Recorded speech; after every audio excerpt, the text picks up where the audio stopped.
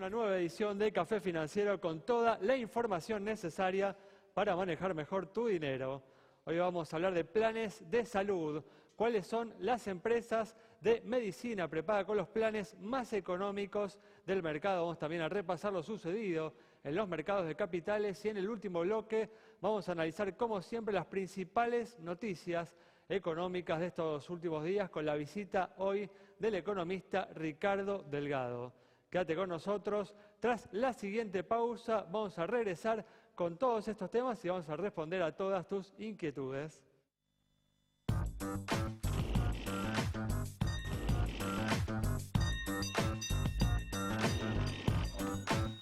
Estamos aquí con Santiago Chelala, una vez más también está Yamila Escala y nos acompaña hoy Miguel Cielonca para hacer el repaso de lo sucedido en estos últimos días en los mercados de capitales. ¿Qué tal? ¿Cómo andan? Muy bien, ¿cómo les va? Gracias por estar aquí. Vamos a comenzar rápidamente con los temas que tenemos para hoy, que como siempre son muchos, y vamos a comenzar hablando del dólar blue, que en estos últimos días volvió a subir y se ubicó en su nivel más alto desde finales de agosto.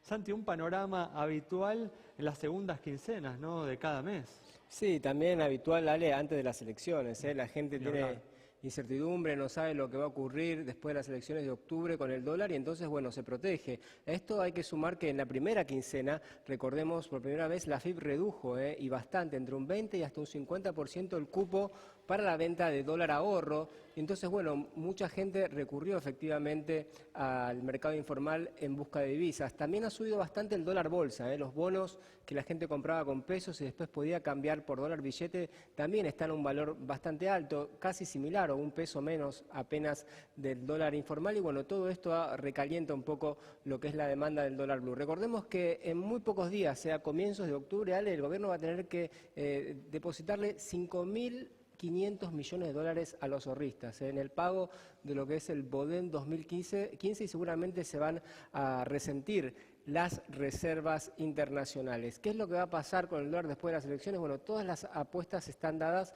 para que haya algún tipo de corrimiento cambiario. De hecho, el ministro de Economía presentó esta semana justamente el presupuesto 2016 con un dólar final para 2016, para el año próximo, de 11,20. O sea que todo el mundo está estimando que algún tipo de ajuste va a haber en el mercado cambiario, pero claro, la gran pregunta es cuándo se va a producir, porque las tasas en pesos, en algunas inversiones en pesos, seguramente lo vamos a hablar con Miguel, están todavía bastante altas, ¿no? Entonces es muy importante dar con el día o con la fecha aproximada de cuándo justamente va a ocurrir eso. El que no lo sabe, el que tiene incertidumbre, ya inmediatamente se pasa el dólar y esto es lo que estamos viendo entonces en el mercado del dólar paralelo.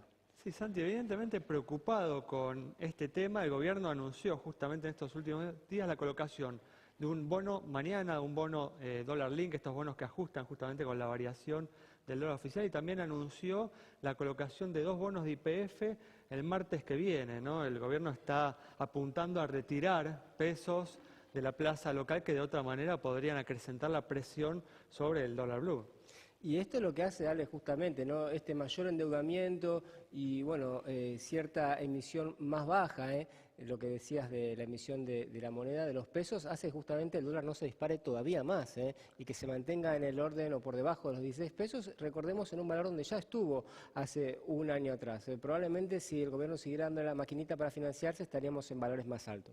Muy bien, cambiamos de tema y vamos a brindar información de planes de salud, de cuáles son las empresas de medicina prepaga con los planes más económicos del mercado.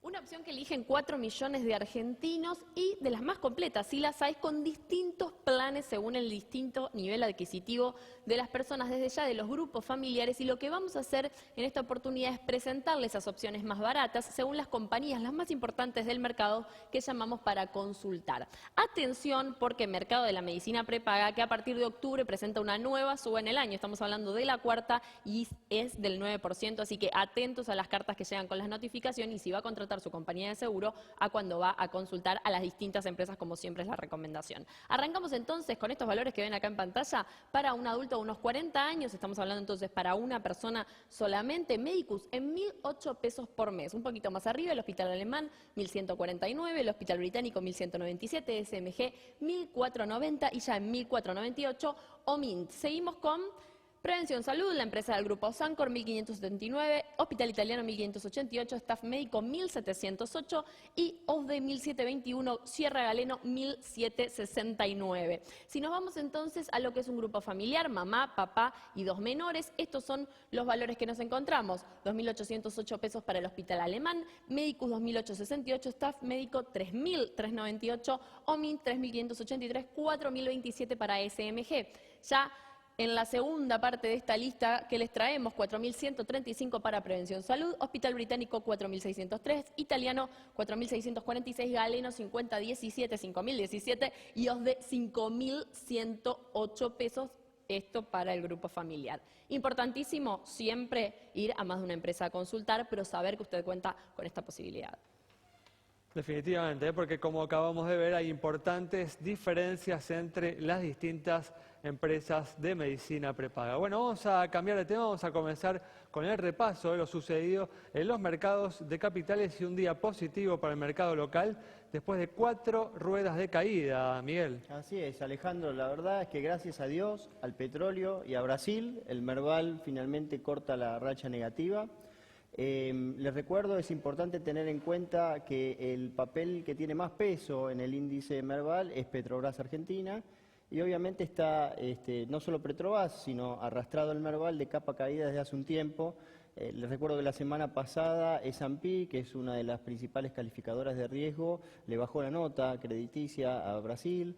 Eso gatilló salida de capitales, el real se depreció bastante, está en el rango de 3.80, 3.85 y bueno, todo eso de alguna manera estuvo repercutiendo en el Merval hasta el día miércoles. El día miércoles al cierre estaba subiendo poco más de 1%, así que como decías bien Alejandro, por suerte estamos quebrando esa racha negativa. Bueno, vamos a seguir hablando en el próximo bloque seguramente con las expectativas, ¿no?, de lo que puede suceder mañana en la reunión de la Reserva Federal en Estados Unidos. Pero bueno, cerramos este bloque con esta información. Quédate ahí con nosotros. En instantes estamos nuevamente con vos.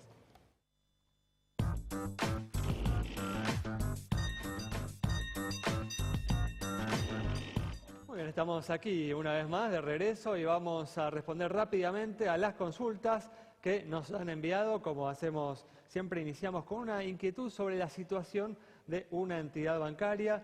En este caso tenemos la consulta de Esther sobre el banco Superville. Para Esther, entonces, muy rápido, vemos los números de Superville. Fíjense, tiene un patrimonio de 2.228 millones de pesos, depósitos por 18.527 millones y resultados positivos, según el último ejercicio del Banco Central, de 133 millones de pesos. Buenos indicadores de solvencia y también de liquidez, cara sonriente para el banco Superville. La incertidumbre electoral viene generando importantes dificultades a la hora de decidir qué hacer con nuestro dinero. Algunas personas se vienen inclinando por los bonos dólar link apostando a una devaluación. Otros se vienen refugiando en los activos en la moneda americana y hay quienes se ven tentados también por las mayores tasas de interés que en estas últimas semanas vienen ofreciendo los plazos fijos en pesos.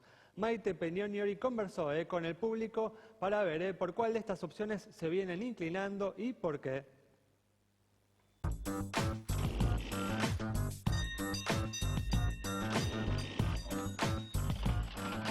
Café Financiero conversó con los ahorristas para saber por qué alternativas se vuelcan y cuáles son los motivos por los que eligen esa alternativa para guardar sus ahorros. ¿Cuál te parece la opción más atractiva en este periodo preelectoral para invertir?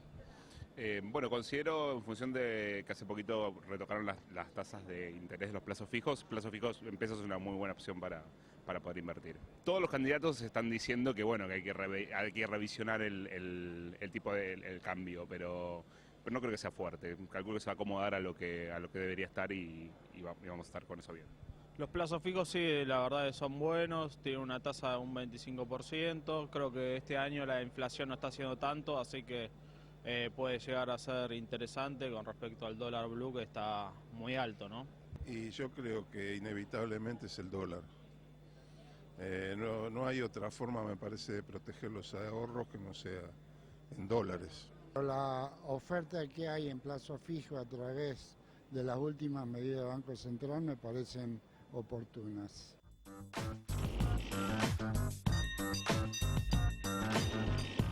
Muy bien, algunas de las opciones elegidas por el público, realmente hay muchos interrogantes en materia económica y tampoco los principales candidatos presidenciales vienen mostrando todas sus cartas, así que no es un momento sencillo para elegir qué hacer con nuestro dinero. ¿Cómo viste al público, Miguel?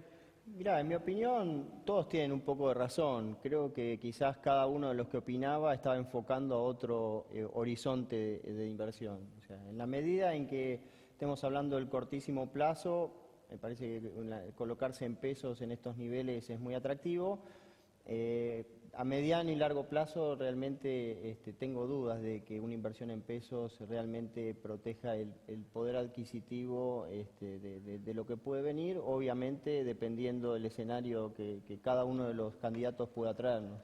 Bueno, vamos a seguir justamente hablando el viernes sobre este tema y nos vas a dar una recomendación para todos aquellos, ¿no?, que están pensando, que están dudando, ¿no?, respecto a qué hacer con su dinero. Ahora vamos a cerrar el repaso de lo sucedido en los mercados de capitales, pues estamos todos expectantes de lo que puede suceder mañana, ¿no?, en la reunión de la Reserva Federal de los Estados Unidos. Claro, es así. El mundo está bailando al ritmo de la Fed. La Fed es el Banco Central de Estados Unidos.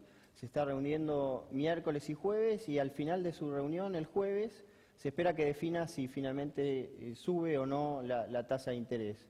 La tasa de interés es uno de los precios más importantes de la economía y doblemente en el caso de ser Estados Unidos el principal país en términos económicos y como centro financiero mundial. ¿Qué es lo que está en juego? Básicamente, si la Reserva Federal sube la tasa de interés de corto plazo, va a ser porque vea la economía lo suficientemente robusta y el desempleo lo suficientemente bajo para hacerlo. Ahora, automáticamente lo que el mercado va a leer es que a mediano plazo debemos esperar inflación y que ese mayor nivel de precios lo que va a hacer es afectar una inversión como los bonos de largo plazo y a tasa fija. Con lo cual se van a producir el día que las tasas de corto plazo finalmente suban, unos efectos de transmisión que van a gatillar venta de bonos de largo plazo y tasa fija que va finalmente a repercutir en una suba de tasa de interés de largo plazo. ¿Y dónde entra Argentina? Bueno, Argentina está en un proceso donde lo que va a buscar es acceder al financiamiento externo, a los mercados internacionales. Por lo tanto, estamos muy pendientes de cómo siga esa película. Y también Miguel golpea a la Argentina a través de los precios de los productos que la Argentina exporta y a través de lo que sucede con las monedas, ¿no?, de los socios comerciales de la Argentina. Totalmente, porque esta historia, este cuento que conté para Argentina se repite para todos los países emergentes. Entonces, un achicamiento en su fuente de financiamiento los puede afectar en su performance económica y encima una caída en los precios de los commodities puede ser la doble Nelson. Muy bien, bueno, vamos a cerrar, como hacemos siempre este bloque, respondiendo a una última consulta, en este caso sobre la situación de una compañía de seguros. Para Elías, que nos consultó sobre la situación de Berkley, esta compañía de seguros. A ver sus indicadores. Activo, 1.786 millones de pesos. Pasivo, 935 millones. Patrimonio, 851 millones de pesos. Resultado positivo, 264. Primas, 974 millones de pesos. Se informa 652 juicios. Con indicadores que se condicen con los del promedio del mercado, es que le otorgamos la luz verde de nuestro semáforo. Y recuerden, ¿sí?, escríbanos, sí, pero por mail acá, a ver, Facebook o Twitter, @Café Financiero. En Twitter, en Facebook también, como Café Financiero, nos escriben y les respondemos. Bueno, cerramos rápidamente este bloque. Quédate ahí, en instantes vamos a estar dialogando con el economista Ricardo Delgado y analizando las principales noticias económicas de los últimos días.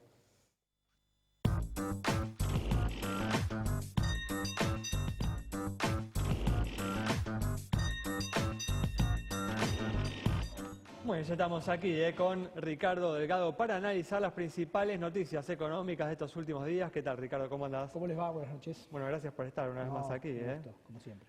Bueno, una semana en la que el gobierno presentó el último presupuesto del mandato de Cristina Fernández de Kirchner, con algunas proyecciones consistentes con las promesas que se vienen realizando a lo largo de la campaña, ¿no? Por ejemplo, se está estimando un dólar de 11 pesos con 20 para finales del 2016, lo que implica, ¿no?, un ritmo de crecimiento, de aumento del dólar oficial bastante semejante al de este año, ¿no? ¿Crees que en caso de ganar justamente los comicios de octubre, el oficialismo va a poder mantener esta promesa que está haciendo o que está sosteniendo en el proyecto de presupuesto? Mira, primero vale la pena marcar que es el último que presenta el actual gobierno, pero en realidad es el primer presupuesto con el que se va a encontrar el nuevo gobierno. Con lo cual la primera consideración que me parece que hay que hacer es que en el debate parlamentario se abra el juego por primera vez en muchos años, porque la verdad que los presupuestos en la Argentina, que como se conoce se conoce como la ley de leyes, no se han debatido nunca, no se le ha modificado una coma prácticamente a ningún presupuesto. Y tampoco se han respetado demasiado, ¿no?, los presupuestos. Y de hecho se han subestimado ingresos para tener más discrecionalidad a la hora de reasignar partidas. Las facultades, ¿no?, de la emergencia económica. La emergencia económica, digo, una cantidad de cuestiones que hacen que el presupuesto hoy sea más bien una suerte de un documento formal antes que un plan de gobierno, como debería serlo, ¿no? Ahora, dicho esto, también me parece que hay una enorme cantidad de, por lo menos, proyecciones macroeconómicas que parece o lucen muy difíciles de cumplir. Por ejemplo, aumento de exportaciones, por ejemplo, un crecimiento del 3% el año que viene, cuando, digamos, todo indica que por lo menos vas a atravesar un primer semestre de correcciones económicas que seguramente van a moderar mucho el ritmo de crecimiento, por ser leve, con un contexto internacional, con Brasil y China dando malas señales también para el año que viene. Digo, me parece que, y a partir de ahí, obviamente, uno tiene que hacer los cálculos de ingreso y de gasto, y ahí me parece que empiezan a desdibujarse los números, ¿no? Pero bueno, mira, justamente en el caso de la proyección que se hizo en el 2015, el dólar fue atinada, ¿no? De hecho, pocos creíamos, sí, ¿no?, en que se iba a cumplir esa proyección, que era un promedio de 9,45 para el año. De hecho, aún no se ha llegado a la cifra promedio que se estableció en el presupuesto el año pasado. O sea que posiblemente la intención puede ser volver a cumplir con esta cifra en el año que viene. Con tasas de inflación que son 10 puntos menores a las realmente verificadas, ¿no? Y lo mismo va a pasar el año que viene, como mínimo. Entonces, a ver, yo creo que la discusión cuantitativa de los números del presupuesto hoy es de segundo orden. Me parece que de primer orden debería ser un presupuesto que se abra, que se discuta con todas las fuerzas que pueden suceder al gobierno a partir del 10 de diciembre, porque, a ver, tengamos en claro que el gobierno termina el 10 de diciembre, digo, y aún cuando haya continuidad van a cambiar los nombres, y seguramente en el propio oficialismo no va a seguir siendo este mismo equipo económico el que conduzca a la economía argentina en 2016. Ahora, uno de los debates en torno al presupuesto tuvo que ver con los subsidios, ¿no? La explicación del ministro es justamente que el precio del petróleo se reduzca a la mitad y por eso la Argentina va a necesitar de menos subsidios por parte del Estado. ¿Qué te parece que habría que hacer, Ricardo, con los subsidios el año que viene? Bueno, a ver, el tema subsidios es uno de los temas, creo yo, centrales de este proceso de corrección económica que tiene que encarar la Argentina el 10 de diciembre a la tarde, ¿no? Debería formar parte de un programa de estabilización de precios, que es, a mi juicio, la inflación, el problema, la madre de todas las batallas, lo hemos hablado muchas veces aquí. Pero sin duda el capítulo fiscal, y dentro del capítulo fiscal el tema subsidios tiene que estar dentro de esa lógica. Pensemos que hoy los subsidios económicos que implican a la energía, al transporte, a las empresas públicas, representan casi el 70% del déficit fiscal, equivalen al 70% del déficit fiscal, y que en realidad hay una cantidad importante de desequilibrios que tienen que ver no solamente entre regiones, porque hoy un santiagueño paga 5 veces el kilowatt hora que un porteño de clase media alta o clase alta, y esto me parece que es una injusticia desde el punto de vista federal, digamos, de la distribución del ingreso, cuando evidentemente el santiagueño promedio tiene un ingreso inferior al de un porteño, pero dicho eso también me parece que hay que poner en orden las señales para que vuelva la inversión a sectores que son críticos para que la Argentina vuelva a crecer, porque si no empezamos a pensar de qué manera encender los motores del crecimiento de la economía argentina, va a ser muy difícil, y uno de los motores que hay que prender es el de la inversión. O mencionaba justamente la problemática de la inflación como la madre de todas las batallas. El otro día se presentó, ¿no?, la estimación del Congreso que volvió a marcar una reducción de la inflación anual, ¿no?, que ahora marcó 26,6, la más baja desde noviembre del 2013. El gobierno está logrando, incluso bajo la óptica, ¿no?, de este indicador relativamente independiente, una reducción de la inflación. Sí, a costa de actividad económica, ¿no? O sea, tenemos 26% de inflación y probablemente tengamos un poquito más a fin de año porque se está acelerando lentamente, seguramente en esta última mitad o en este último tercio del año se va a acelerar algo, a costa de actividad económica. Digo, tener 26% de inflación con una actividad que no crece, la verdad que no es un buen resultado. Lo mismo nos pasó el año pasado, ¿no?, con una fuerte devaluación, casi 40% de inflación y una actividad que cayó algunas décimas. Entonces me parece que, digo, uno puede contener la inflación, ahora el costo social de eso es bastante importante, ¿no? Ahora, ¿realmente no crece la economía, Ricardo? Porque algunas consultoras privadas están dando un crecimiento escaso, pero de 1%, Bueno. 1,5%, y uno dice, bueno, es muy poco, es un crecimiento mediocre, pero si uno también mira un poco alrededor, ¿no? Y eso es un poco el argumento del oficialismo. Vos mismo lo mencionabas, qué pasa con China, qué pasa con Brasil, qué pasa con Chile, con Uruguay, etcétera, ¿no? Parecería que, bueno, 1,5 al fin y al cabo no es tan poco. Salvo Brasil, que está en recesión, todos crecen más que la Argentina. Estamos creciendo hoy, si querés, a lo sumo al crecimiento que crece la población, al crecimiento vegetativo. Y si vos comparas los últimos 4 años, o sea, el segundo gobierno de Cristina, el crecimiento va a haber sido cero de PBI y caída del ingreso por habitante, porque obviamente la población aumentó. Entonces, digo, podemos discutir en el margen si crece uno o cae menos 0,5, digo, esa es una discusión muy técnica. Ahora, desde el punto de vista de la pujanza que puede llegar a tener la economía argentina, estamos lejos de eso, y me parece que es lo que hay que recuperar en el nuevo gobierno, ¿no?